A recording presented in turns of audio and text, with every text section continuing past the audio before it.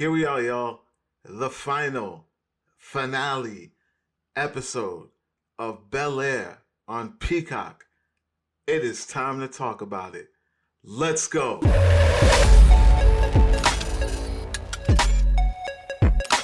What's going on, everyone? Welcome to Klepcx FM, brought to you by WeAreCritiX.com, the place where we talk about movies, television, and pop culture. And if you're into that kind of thing, make sure you hit the subscribe key and that notification bell so you can be up to speed about everything that it is I talk about here. Guys, I tried to tell you. I'm trying to tell you. Listen, I have seen the finale, the last episode of Peacock's dramatic tale twist on the Fresh Prince of Bel-Air, known as Bel-Air. And as always, I am here to talk to you all about it. As you guys already know, we have just come off of a dramatic weekend in reference to the original Fresh Prince, Will Smith. So I was gonna drop this on Monday, but there was just so much news and not Bel-Air, but so much Will Smith news hitting the airwaves and hitting my website and hitting other websites that I felt like this would have got drowned out. It probably wouldn't have been as a hot topic just yet until the weekend. I still kind of think that everything else, media, is getting drowned out by the nonsense or the incident that occurred at the Oscars this past Sunday. So I'm gonna try my best to make this even matter and give you guys my non-spoiler review. Remember, I don't spoil anything when I give my reviews. This is just a taste, a little test to let you know what to expect when you go into this episode, which is the last one, guys. This is it. This is the last hurrah. Now, as always, after I do my non-spoiler, the very next day when the episode airs, I normally would be doing my live spoiler discussion at 9:15 p.m. Eastern Time.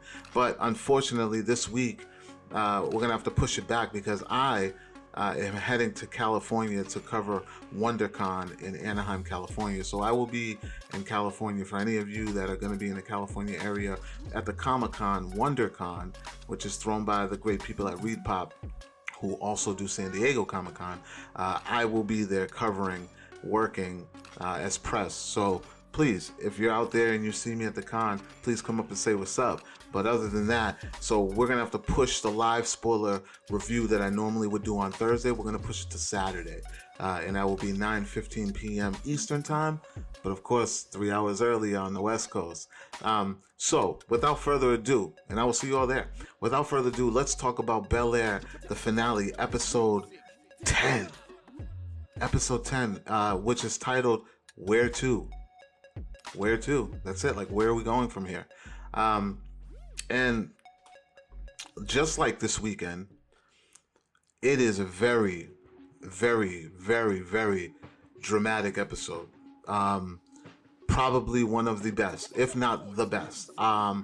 For me, I really, really enjoyed this episode because, man, listen, a lot gets unpacked, a lot gets revealed, and a lot of emotion go into the acting in this episode. And I really wish I could just spill it all, but I can't spill it all. I've been building up to this and letting y'all know that you're not ready for episode 10, and I quite frankly don't think you are. First, let me say this. I am soft. I believe that I am soft. I am very soft because there were moments in this that I couldn't hold back tears. A lot of you who have probably can relate to Will as far as being a young individual who grew up without another parent or father figure or maybe a mom. Or if you are that individual, this episode may hit you harder than you think it's going to hit you. But let's talk about the opening scene. The opening scenes, it's pretty business as usual, family dynamic. We get introduced into the world of Vivian, the art world. There's a lot of cameos in there that people will really appreciate, who really know art. And without spoilers, I'll give you a little hint.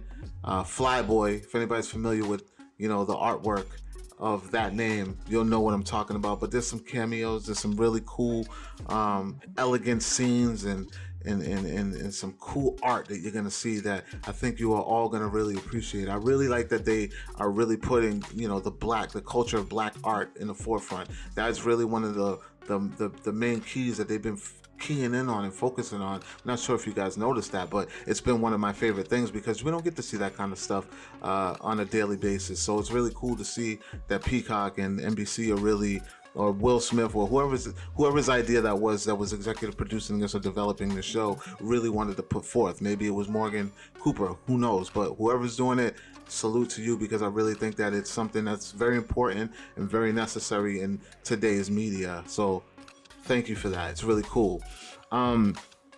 Phil is showing a side where he's very, very much ready to be that father figure and be involved with the family outside of politics, since the last episode where he stepped down from running for district attorney. He's really keyed in on wanting to step forward and be that stay-at-home dad, and it's really good, and you see that shine through. I'm not going to give you too much, but as he starts bonding with a certain individual in the family, you guys should be able to pick up on where I'm going with that. But it's a beautiful moment. I thought it was pretty cool because for once Phil is not playing chameleon. He's right on par with where we left him. I always had an issue with his character because I felt like one minute he's playing Father of the Year and the next minute he's being conniving politician. And I like to see this steady Phil that I'm used to, in a sense, from the old version. Will and Lisa still on the rocks. I know when we left the last episode, a lot of people didn't know. Did they break up? Did they not? Well, your answers are going to be pretty much answered in this episode. I'm just not going to tell you exactly what's going on with them, but they're still pulling over some of the turmoil from the last episode, episode 9.